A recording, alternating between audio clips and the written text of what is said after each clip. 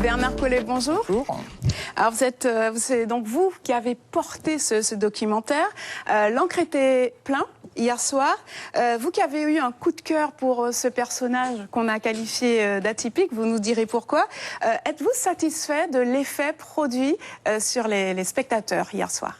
Ah bah complètement. À vrai dire, je ne m'attendais absolument pas à ça. Bien que je connaissais évidemment le personnage de François Souski, je sais qu'il est très aimé en Guyane. Mais ce que j'ai vu hier, ça dépassait un petit peu tout ce que j'espérais. L'honneur qui lui est porté, parce que le héros c'est lui, était complètement mérité. Et c'était génial de voir toutes ces personnes qui posaient des questions, qui s'adressaient à François. François qui reconnaissait les personnes qui avaient côtoyé ou volé avec lui.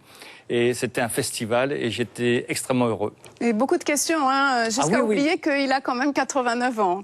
Et oui, et il est resté toute la soirée. Donc, vous savez, quand on a fait ce tournage il y a plus d'un an, on nous a dit, François Souski, attention, il ne va pas rester plus de 5 minutes au soleil, il va certainement pas monter en avion parce que ça sera mauvais, et il a rajeuni de 10 ans.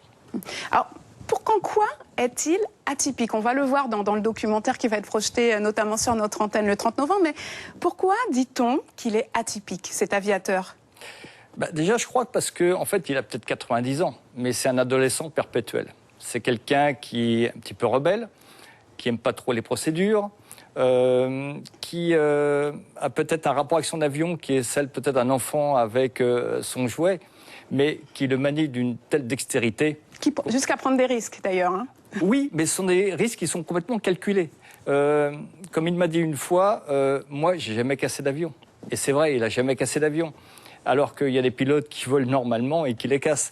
Donc, rien que pour ça, c'est quelqu'un d'atypique. Et puis, par toutes ses activités, je veux dire, il était dans le service vétérinaire, il a travaillé dans le service public, bien sûr, il a construit des écoles, des châteaux d'eau, donc il fait tout, et puis c'est un peintre remarquable.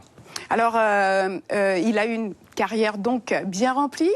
Il est tchèque d'origine. Oui, il s'était arrêté en Guyane pour aller vivre au Canada. Finalement, il n'en est jamais reparti. Aujourd'hui, il ne vole plus et il n'arrête pas. Il a encore des projets. On parlait d'exposition. Il écrit un livre notamment.